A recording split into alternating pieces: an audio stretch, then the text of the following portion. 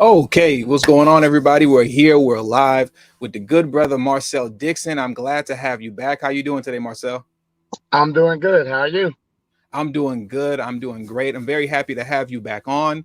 And before we get started, I just want to let everybody know if you want to donate to Marcel's campaign, which I strongly recommend that you do, you can donate to his campaign, and the link will be in the description box below. And it will also be pinned in the comment section. And if you just follow the little ticker that I have down here right now, you can see that it's telling you giving you the instructions on to either go to the description section or to go down to the live chat, and it'll be pinned at the top.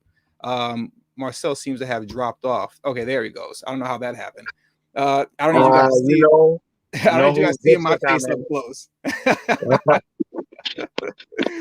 But so anyways, like I said, I'm glad to have you back, Marcel, and to talk about your campaign and get some updates on what's going on with you. Now, I want to share the screen real quick because I want people to see that Marcel is not someone who just exists online. Okay. This is not a fake campaign. This is not something that he's doing for fun because he doesn't have anything else better to do with his time. This is a brother that gets up and goes to work every day. He has a full-time job. And after he's done with his full-time job, he's going back to the work of campaigning and canvassing the 6th district to gain momentum behind him and to gain a grassroots following behind him. So I just want to take a moment. I just wanted to share the screen with you real quick so you guys can see the work that he's actually doing out here. And like I said, he's not just somebody who exists online. So let's go through some of these photos just very quickly. Give me a second while I pull this stuff up. And, as you can see, like I said, Marcel's out here, man. He's canvassing the 6th district. He's passing out flyers. He's getting his name out there. He's talking with folks. He's all over the place in his district in order to garner attention. You see the money is going to where it's supposed to go with the flyers up at different business locations. You can see obviously here, this is a corner store. You can see over here on this photo here, he got his flyers up at the, looks like the Metro PCS store. So the brother's out here working and doing what he's supposed to do in order to get elected. And a few more photos I want to go through just so you guys can see that this brother, he's a real person, okay? And he's doing the work in real life. He's not just out here doing Twitter spaces and interviews with people like me, and then that's the end of it. Now, one of the things that I find very interesting, and I couldn't wait to ask you about, Marcel, as we go through some of these photos here, right, is that I want everybody to pay attention. Look at the woman that's standing next to Marcel here, okay? She's clearly not black. All right. Now, look at this photo here.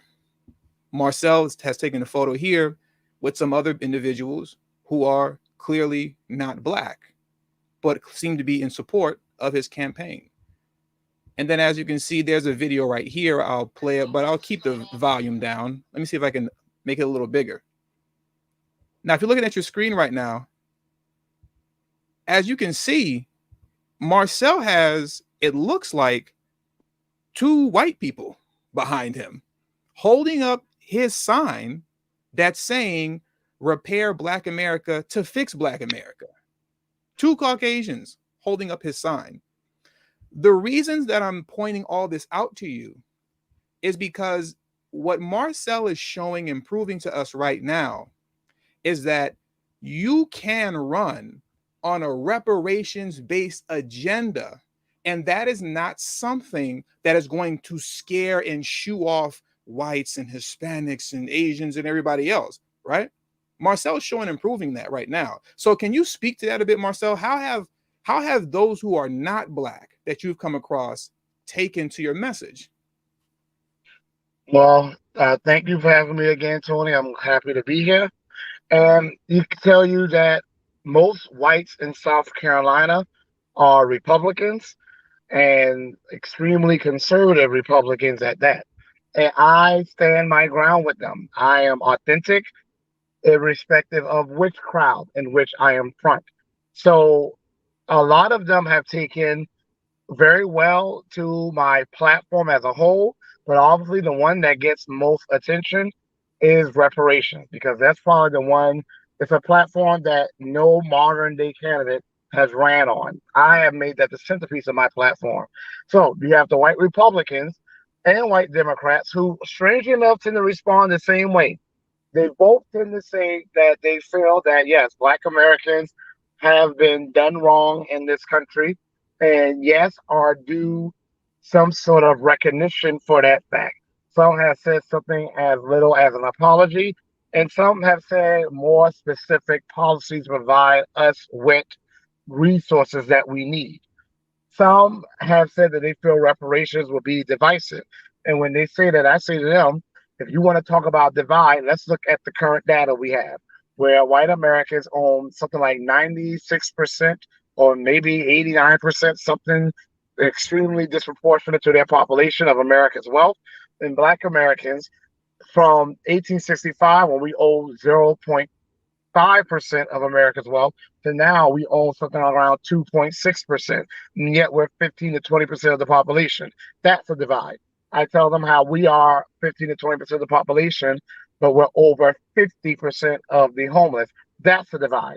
I let them see how we own barely 1 million of the 16 to 19 million acres of property our ancestors acquired. And we are now the group with the least amount of homes and the least amount of land.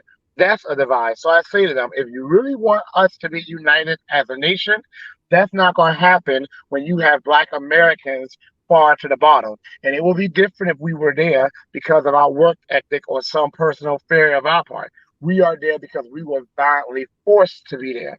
And I tell them that in America, we have always taught that we repair what we have damaged.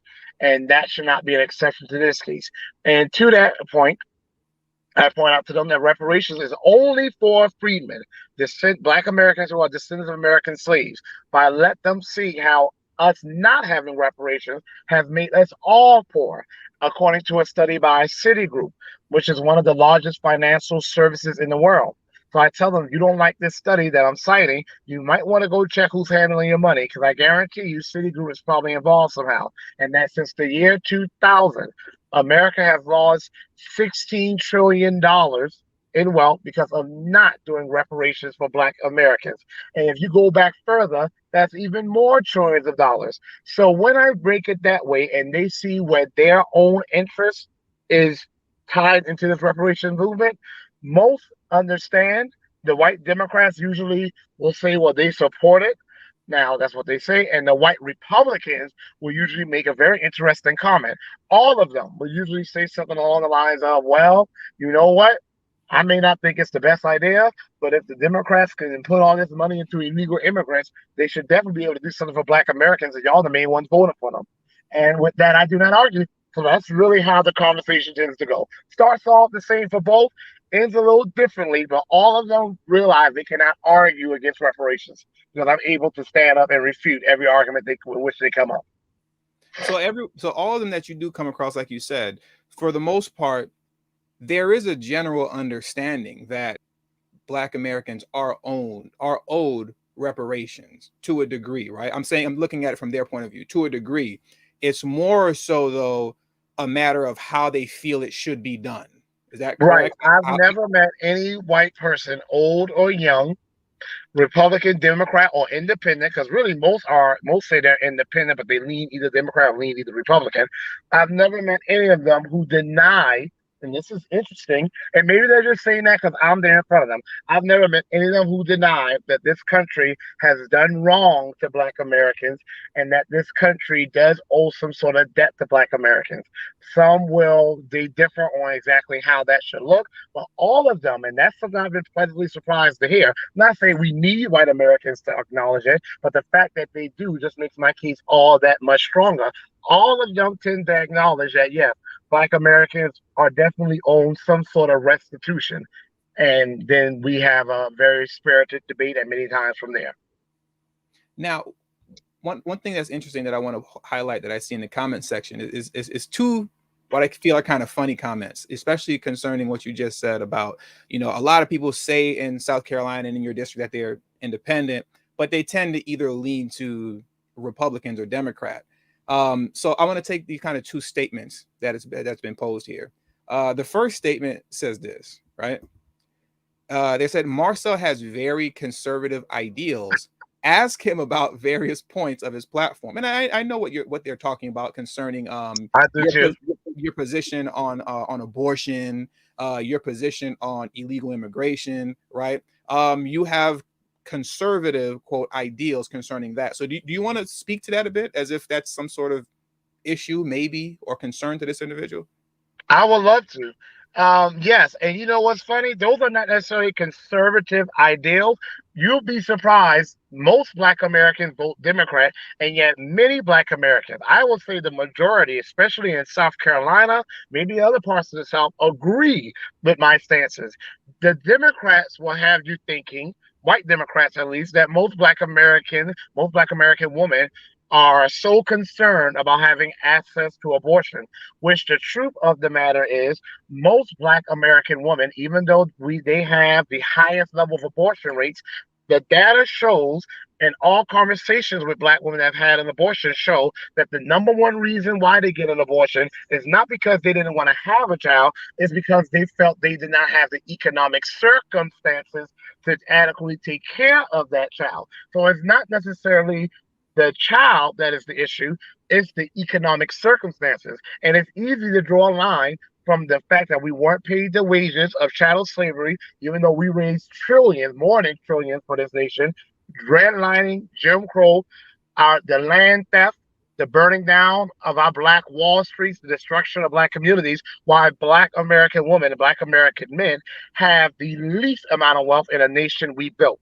And also, illegal immigration. The issue that gets mentioned the most to me by older Black South Carolinians is illegal immigration. The fact that the jobs they used to do, that a lot of them trained their children and grandchildren to do, whether that will be lawn maintenance, whether that will be carpentry, construction, their children and grandchildren now cannot find job in those industries because more and more and more cheap, often illegal labor forces are being brought into our area, replacing Black Americans who once dominated those fields. And gun ownership is another area where people say I'm conservative.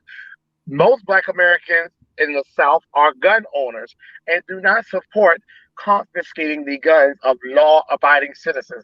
They, such as myself, they want common sense gun safety legislation, but that does not impede upon the Second Amendment rights because they realize if any group needs to be well armed, it is Black Americans. So just to recap, abortion, most Black people in the South, especially those who are religious minded, like many Black Americans are, they feel that a child is a precious thing and that we need to protect the future of our Black American population. And they also realize the more Black Americans we have, the more political power we have, the more of an influence and say in our nation we have. Because if we keep going the way we are going, other groups are going to have all of the say. And we're going to be not only an underclass, we're going to be the smallest class. Illegal immigration, they realize that it is wrong for the United States of America to bring in other groups of people and not just bring them in, but offer them resources and housing and jobs and education and healthcare when Black Americans are to the bottom in all of those measures of life. And gun confiscation, because we see with these corrupt, crooked police officers, not all, but the ones that are corrupt and crooked, and those are the ones of which we have to worry. We definitely need to be well armed to defend ourselves because we are not going to sit around and just be used as target practice. Now, to the flip side of that, there was someone, and I want to go back to the person that originally made that statement. They said it's not a concern, and they actually share those same ideals as you. I know. Yes, I know. So I just want to let them know I see you, Ross. You know, I see you. Now Yeah, on the flip, very good person, very very good person. now on the flip side of that, someone asked, "Are you running as an independent?" Now, I know the answer to that is no. You're running as a Democrat, but why is that? Why are you running as a Democrat versus running as an independent? As I said before, I've been asked that question a lot, mainly by two groups of people: the white allies who are Democrats, because, God forbid I have my own thoughts, and God forbid I run on a platform specifically for Black Americans who are the most loyal Democratic voters, 90 to 95%, but are to the bottom and falling further to the bottom. Whereas a person can enter this country illegally, and in a year or two, they have more wealth than we have. And we've been in this nation even before it was the United States of America, when it was a British colony in the 1600s. So I've had white Democrats asking, why are you running as a Democrat? As if I need to explain it to them. And then I have those black people who think that they are a Democrat before they are black. I get asked that question quite a lot. Now, here's what I say to them, and I'm always going to stand my ground on this. I am running as a Democrat because, first and foremost, I'm a black man and I'm a black American, a freedman in the country that I built, and I have the right to run as ever the hell I want to run as. That's number one. The number two, from a logical standpoint, in my life, black Americans, my parents, my grandparents, great grandparents, great great grandparents, perhaps, because they were alive when I was young, all have been voting for the Democrats since the 1960s. And in that time, we've seen 80% of land of black Americans stolen from us. Okay? We have seen black American men lose years of lives off of their life expectancy. We have seen black American home ownership fall to levels that are just as low as it was during the days of Jim Crow.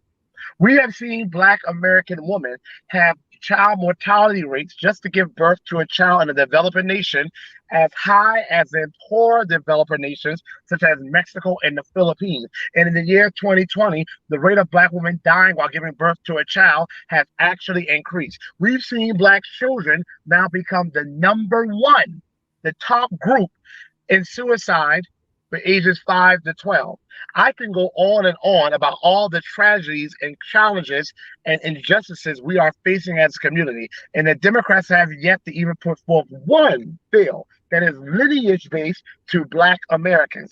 Yet, they are only a viable party in this country because of us. So why am I running as a Democrat? Because they owe us. And I am going in that party to make them pay what they owe. Now, also, I want to ask to you very quickly is how is your campaign going and resonating with the people overall in your district? How much has it grown since the last I think last time we spoke was in January, if I'm not mistaken.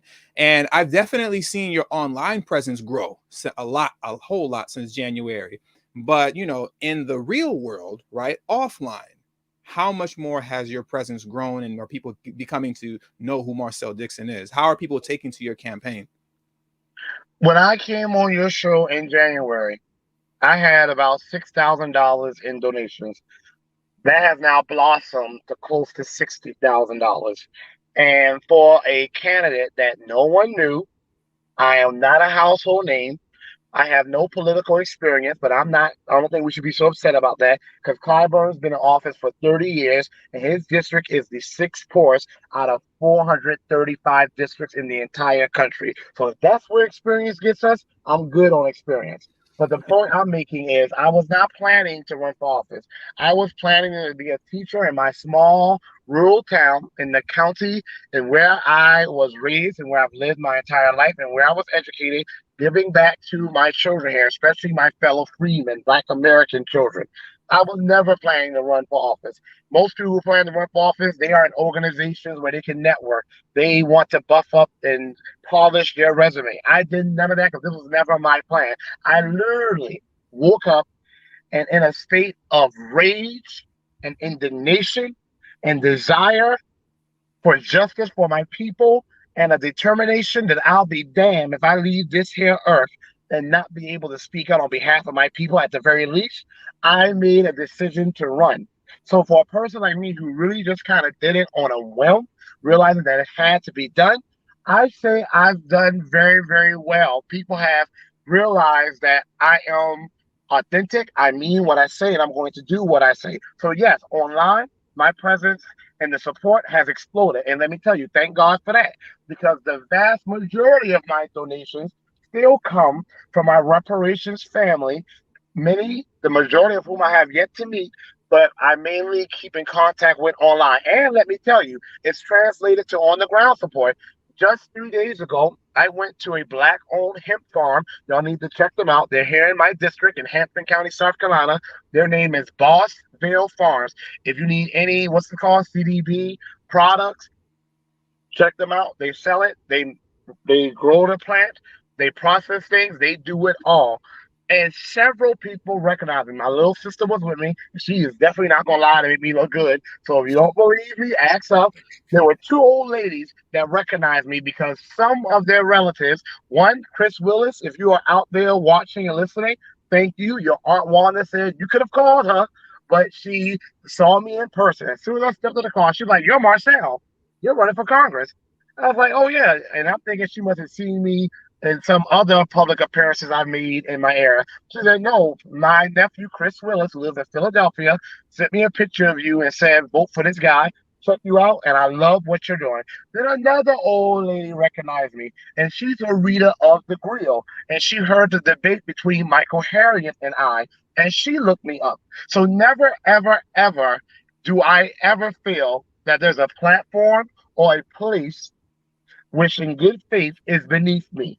I go to where the people are, whether that's a planting festival at Bossville Farms, whether that is at a bar, as you showed me, a liquor store, a Metro PCS store, a nightclub, or a Twitter space. I go to wherever the people are.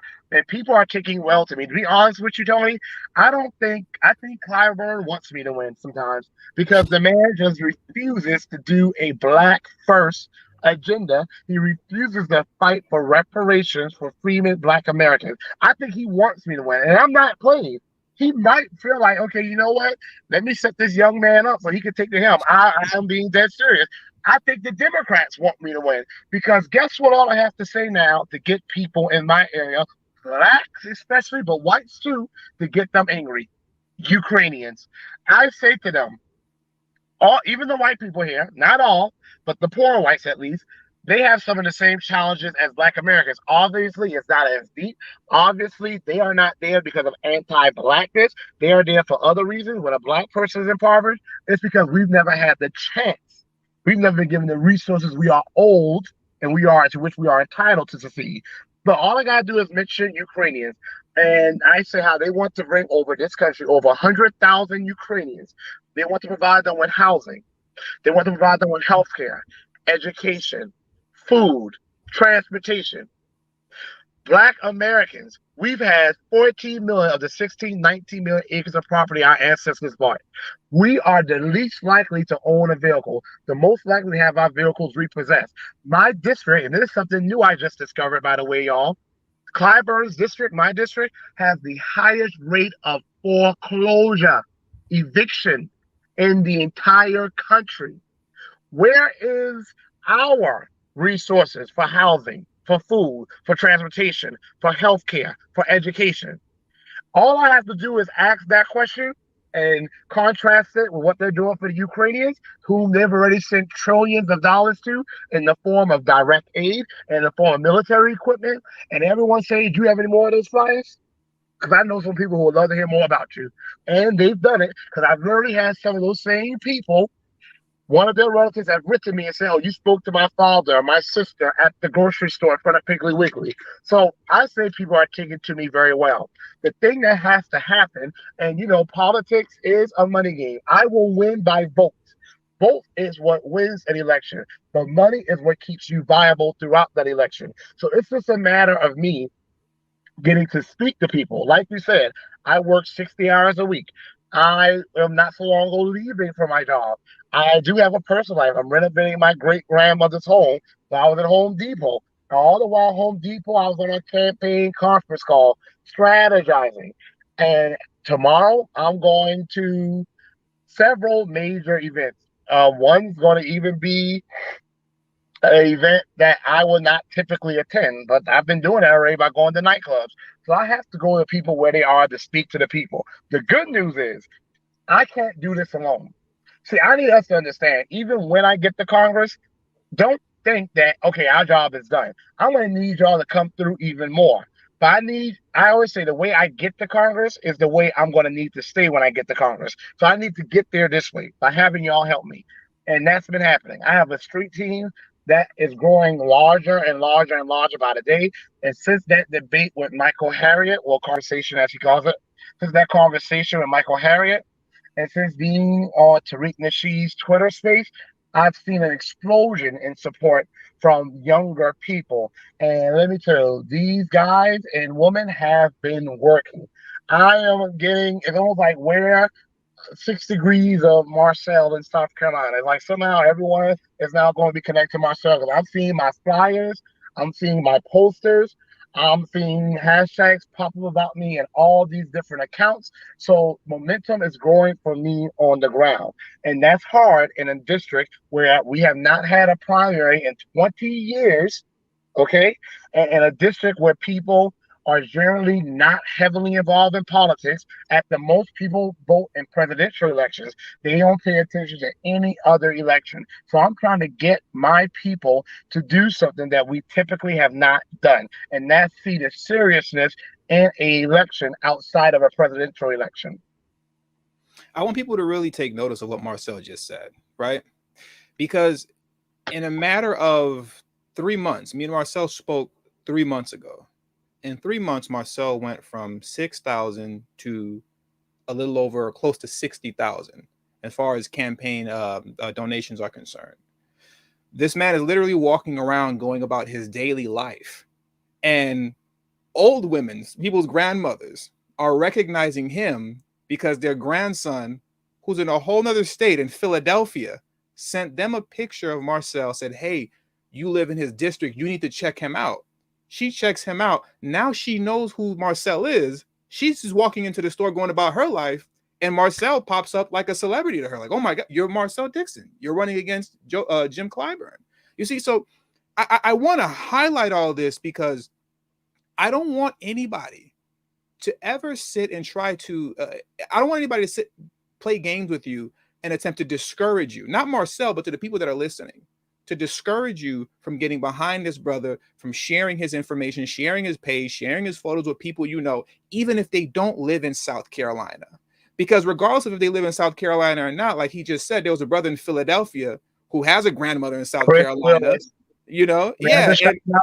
His name's Chris Willis, and it was his aunt. His Chris Willis, your aunt Wanda said to tell you she said hi. Chris Willis is his name in Philadelphia, Philly.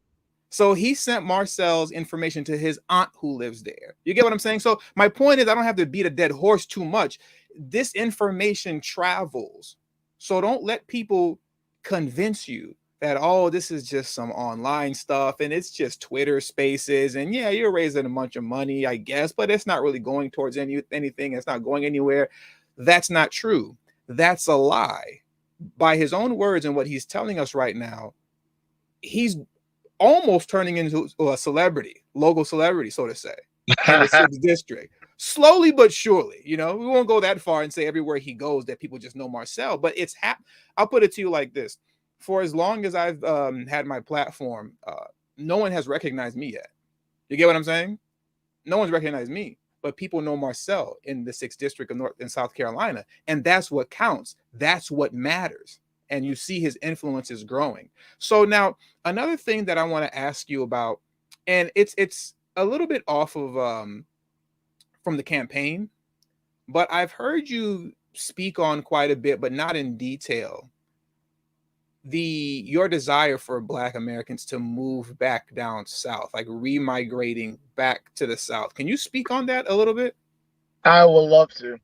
And I want to say that one, I've already, 3 people have written me and said that they've already moved. They've moved back to South Carolina.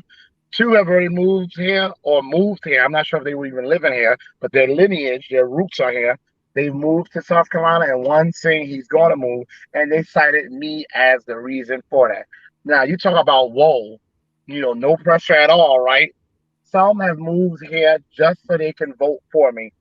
I have no idea what to say. That's like such a big leap. But here's why. Right now, as we speak, the Southwest is becoming majority Hispanic or Latino. And no, Hispanic or Latino is not a race. They can be white, they can be Black, they can be Asian, Native American, mixed. But the fact of the matter is, there are already Hispanics that are holding Twitter Spaces discussing what power they're going to be able to wield now in the Southwest on the municipal level, the state level, the gubernatorial level, and the federal level. White Americans, we know, are still the numerical majority. In the Midwest, it's still a pretty white landscape. Asian Americans are becoming the majority in the Pacific Northwest. The Northeast is pretty much a good mixture and is projected to stay that way. Black Americans have no region where we are projected to be the majority according to all demographic trajectories. However, that doesn't have to be the case. We can become a majority in the land, in the region where we were once the majority, and that's the South. And right now, there are several states where we are close to having a majority. And those states are Louisiana, Mississippi, Alabama, Georgia, South Carolina, and Maryland. And here's why that is important. If we do not have a region where we are the majority, and when I say that, I'm not just talking about on a municipal level, because people always say to me, well, we already have a majority in Detroit and Atlanta. Those are municipalities. We need to have state level majorities. If we do not have a region where we have that type of influence and that type of presence, we will literally be living as guests in a country that we built, where other groups are able to elect senators to the federal U.S. Senate, to the U.S. House of Representatives, to the governor's seat, to state Congress. And they are going to do policies that are going to be beneficial for their demographic. Because, like the saying goes, the first rule of nature is self preservation. Other groups seem to get that. We don't. However, it's not too late for us to get it. We're getting close to the point where it's going to be a point of no return, but it's not too late now. And the good news is most Black Americans are already moving back to the South. The bad news is we're scattered throughout the South. A lot of us are moving to Florida, where, as it stands now, it's going to be pretty much impossible for us to have a majority there unless something changes drastically, unexpectedly, demographically. And Texas, where it is going to be impossible for us to get a majority there. We need to concentrate in these 6 states that I mentioned: Louisiana, Mississippi, Alabama, Georgia, South Carolina, and Maryland. We can easily get a majority there with just something like 700,000 to 2 million additional people. So we have to be strategic about it. And with that, let's just take Georgia and Mississippi and Maryland alone, the states that might become majority Black the quickest. Just those 3 states alone would give each of us 6 senators. Imagine 6 on coal, because I know it can't not just be a black face in a high place. We already have enough of that. But imagine 6 on coal senators in the U.S. Senate on a reparations platform, a Black American first platform. You see what Joe Manchin and Christian Cinema have done? It's only 2 of them. And they literally have the Democrat action. Whatever you want, we'll do it. Just give us your vote. Imagine what 6 of our reparations people can do, or just 2 even. Let's say we get Mississippi. You better believe other groups are already thinking on that level. If we get majority control of the South, which is really the cultural, social homeland of Black Americans, freedmen, we can fill the Senate with our own coal representatives. We can fill the U.S. House of Representatives with them. We can fill the governor's seat with them, the state Congress, and local towns and cities. We have not seen anything like that since the days of Reconstruction, where Mississippi and South Carolina were pretty much running the show economically and politically in the South because we had majorities throughout the entire region.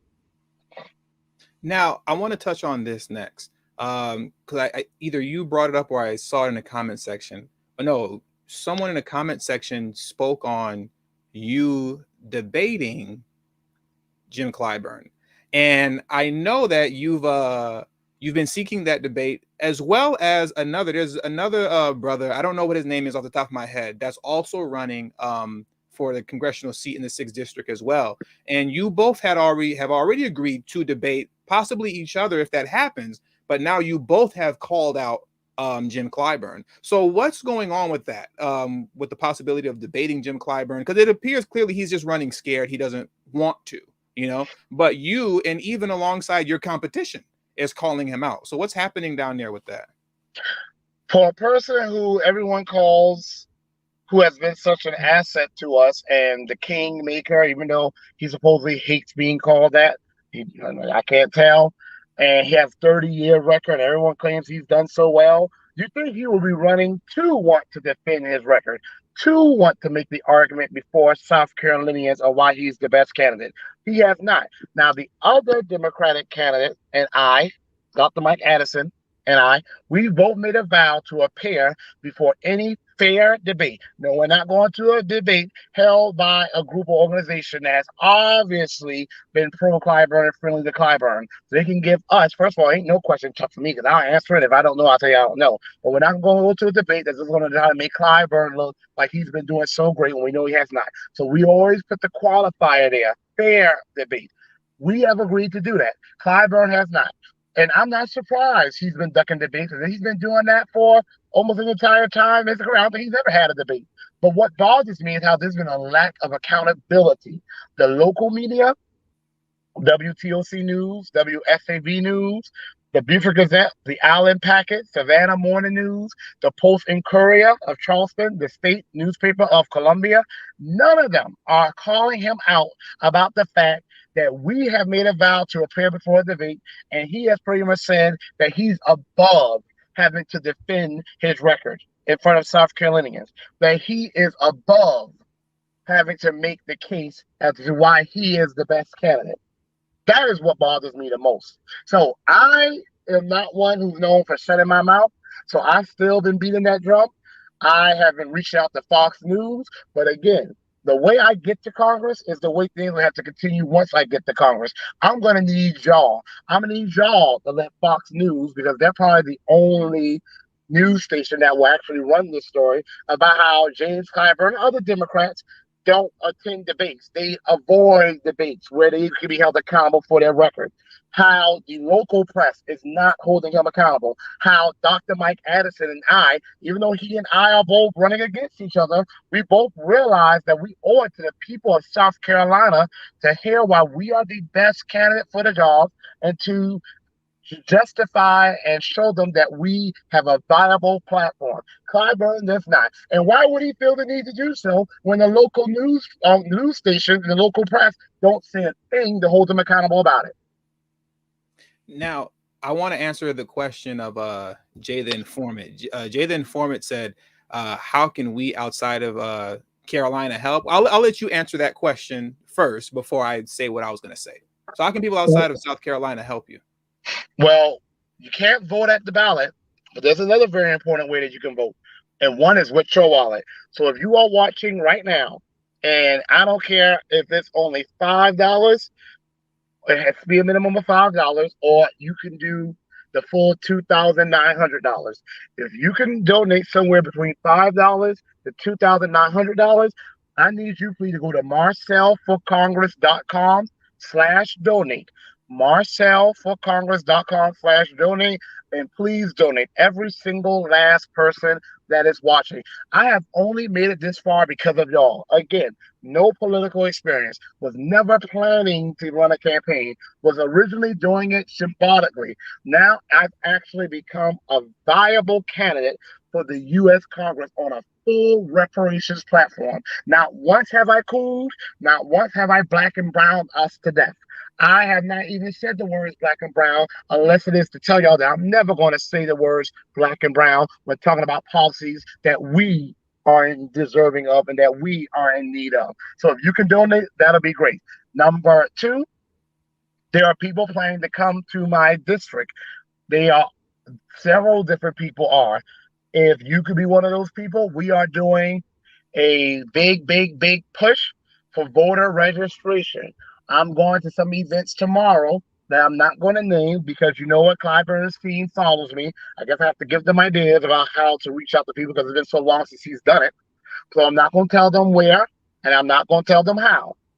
I am going to go to several events and I'm going to reach out to all sorts of people. These might be events that y'all might not expect me to appear, but I'm going to do that. And number three, I need y'all to call South Carolina Press and Savannah, Georgia Press. Why am I saying Savannah, Georgia? because where I live, we are in the Savannah, Georgia market. So I get a lot of Savannah, Georgia press here. Y'all need to call them and ask them, why are they not holding Clyburn accountable? Why are they not pushing for a debate? And not just them, call the local stations too. Charlemagne the God is from my area. He's Gullah Geechee, as am I Gullah Geechee.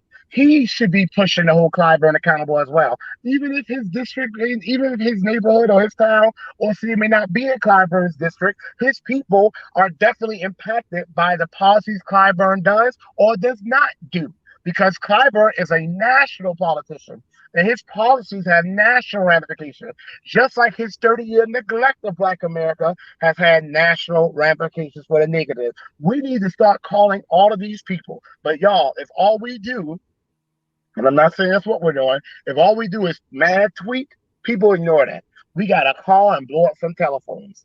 So again, if you can donate, please donate right now, because that helps me hire people who can blow up telephones for me, who can pass out flyers for me, who can register voters for me. Donations help me get commercials on air, help me to pay my treasurer, help me to pay for the food and hotels when I'm on the road. Please also, if you can come down here and help register people to vote before May 14th, that will be great. Or knock on some doors, that'll be even better. And last but not least, call the press and ask them, why are they not holding Clyburn accountable for forcing a debate when they see two Democratic candidates have made such a vow? The media has the responsibility to inform people and to hold officials, public officials, accountable. Now, take a moment, Marcel, because I didn't get a chance to listen to the Twitter spaces that you were involved in a few days ago, where I believe you unveiled a reparations plan, if I'm not mistaken. Can you speak to that a little bit? Because I didn't get to hear that. I didn't see that. Which Twitter spaces? Because I go on a lot of them. Oh, I forgot. I don't remember The which. one with Michael Harriet?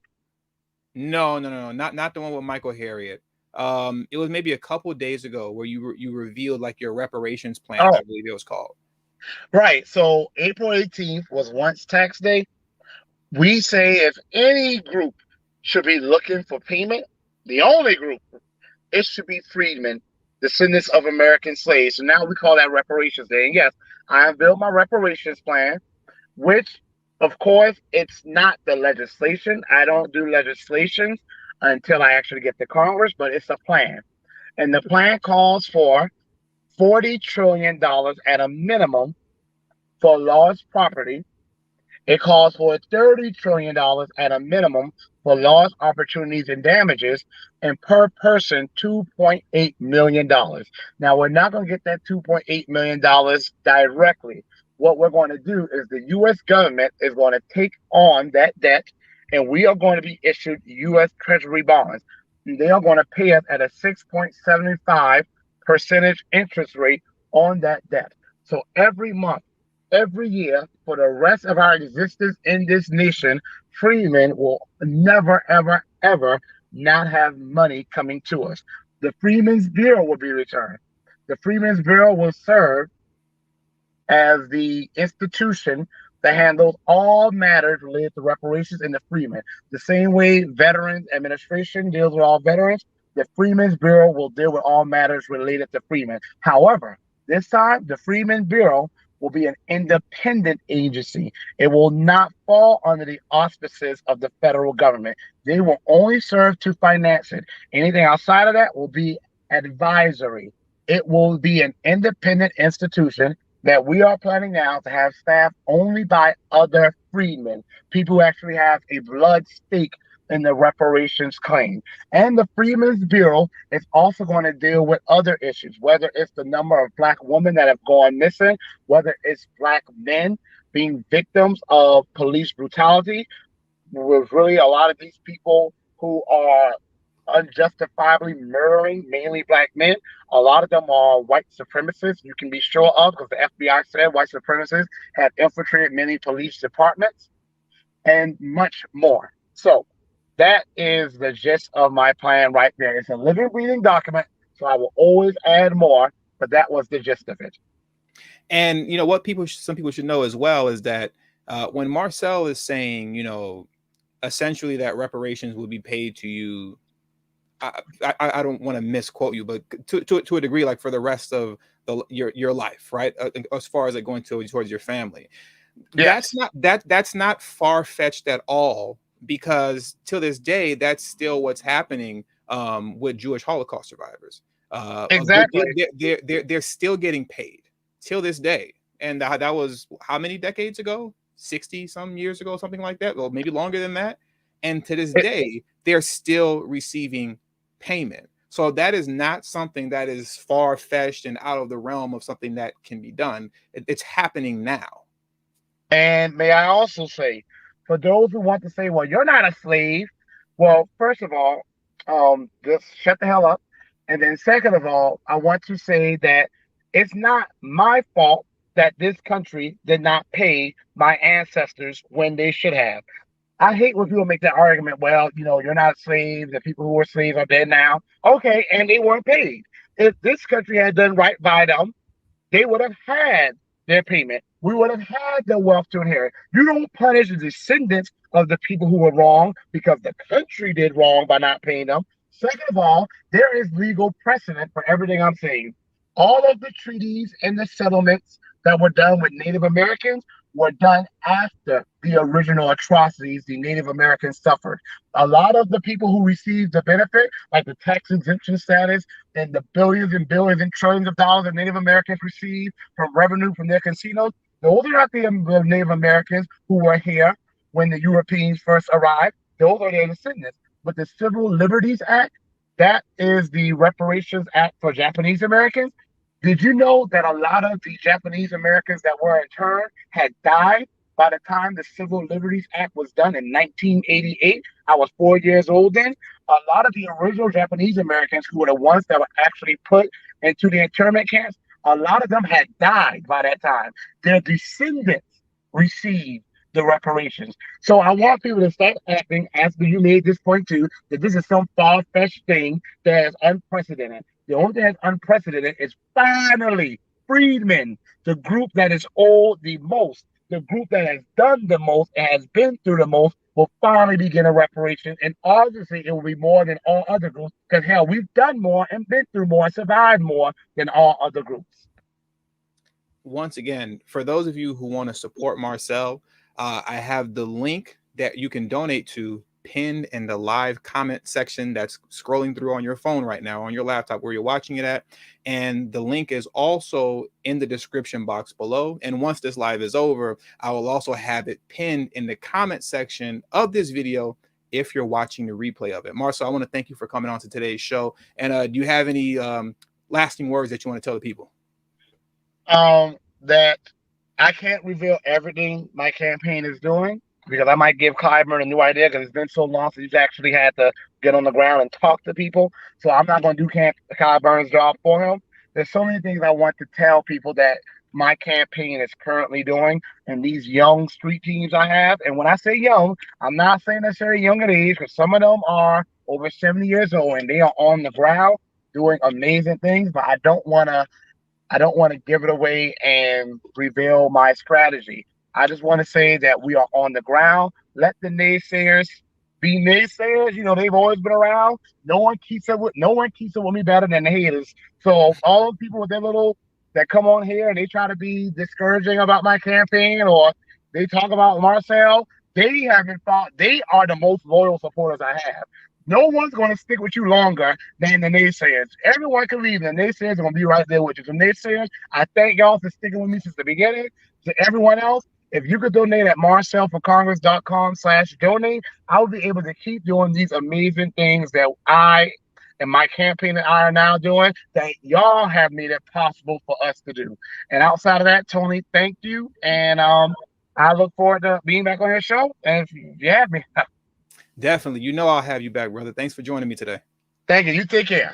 You too. Have a good one. That was a very good stream with our good brother Marcel. Once again, if you haven't already, please make sure that you either hit the link that's in the live chat or the link that's in the description box, or if you're watching this on a replay and you've made it this far and you haven't donated to Marcel's campaign yet, hit the link that you see pinned in the comment section below. And also, please do not allow, like I was saying earlier when I had Marcel on the line, do not allow people to discourage you when it comes to Marcel's campaign. I want to say these kind of lasting words with the last 5 minutes that I have here, okay? One of the questions that I used to get a lot, I want to say in 2019 and in 2020, concerning reparations, was that people would always ask me, do you seriously think that this is going to happen, Tony? Like, level with me. Like, you're not online right now, so be honest with me. What do you honestly think is going to happen? You know? And I would answer the question honestly. I would say, I don't know. We'll see. But you have to try. You have to put the effort in. You have to make the attempt. Learn on your past mistakes from the months or year prior, and then you build on top of that and you keep moving forward with the push for reparations as you carry on with your day-to-day life, doing what you have to do for you so that you can survive in America. I say that to say this: when people ask me that question concerning Marcel, do you really think he can beat Jim Clyburn? You know, going against the machine, you really think that he has a chance? I don't know what's going to happen. I don't know what the outcome's going to be. But I know you have to make the effort and the attempt, and you have to try, and you have to start somewhere. Let's just say Marcel doesn't win. But listen to what he's told you so far in such a short period of time, the 3 months ago that I spoke to him, how much support that he's gained, not just online, not just monetarily, but the ground that he's gained in the 6th district of South Carolina. Not all of South Carolina, because he doesn't need all of South Carolina. He just needs the 6th district. Look at how much support that he's also gaining, that he's already gaining in the 6th district of South Carolina. The facial recognition that he's gaining down there.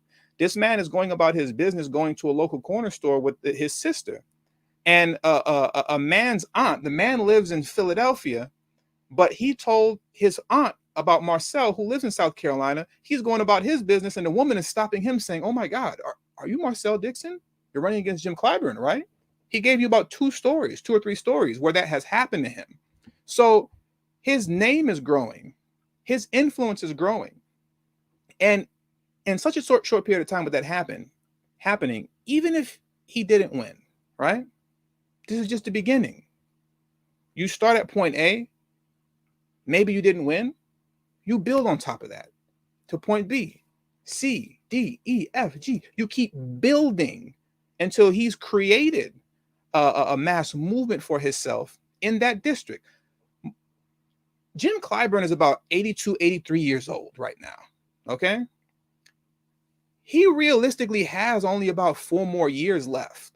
And now I'm not saying to be alive, but I'm just saying to be someone who's a competent individual that's in office. So in between, let's just say those next 4 years and now, you're talking about 5 years of time that Marcel will have canvassed the 6th district. If he's already gained this much ground in a matter of months, not even a year, in a matter of months, how much more could his name grow in a year, 2 years, 3 years, 4 years, 5 years? We got to stop with this whole thing about, you know, if it doesn't work the first time around, forget about it. You know, I supported him before, but, you know, it didn't work. So, you know, he's running again. Oh, forget about it. You can't have that kind of mindset. You have to start somewhere and you build on top of that piece by piece by piece by piece. Now, by the time 4 years from now, who knows, maybe 2 years from now, when Jim Clyburn either can't run because he's just too old and he's sickly or something, or maybe something else happens. Because like I said, he's in his early 80s already. At that point, the floor is open. The market is open. Once Clyburn is out the way, for whatever the reasons being that he's out the way, this is granted Marcel doesn't win this time around. When Clyburn is out the way, the floor is wide open, man. And by that time, when the floor is wide open, Marcel will have gained so much ground in the 6th district that he has the facial recognition that he needs. He has the name recognition. You get what I'm saying? So for all those out there that are negative Nancy's concerning his campaign, you know, you got to just block that off. All right? Block it off. Don't pay attention to it, because as you can see, he's gaining a lot of ground, and he's done it in like 3 months. I can't even imagine how big Marcel's name is going to be. If he's done all this in 3 months, I can't imagine how big his name is going to be in a matter of a year, 2, 3, or 4. You get what I'm saying? Even without, let's say, the financial backing of a Jim Clyburn or whoever would come up next. Because as we speak right now, the Democrats, they're vetting somebody to replace Clyburn. We don't know who it is yet, but they're vetting somebody to replace Clyburn.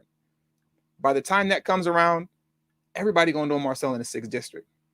But that comes with him continuously canvassing the 6th district, and it comes by us continuously showing him support. Right? So with all that being said, that does it for today's video. Thank you all for joining me and Marcel today. We had a great conversation. On your way out, please make sure you hit the thumbs up button if you haven't already. Hit the subscribe button, and I will catch you on the next show. Thank you all for joining me today. Peace.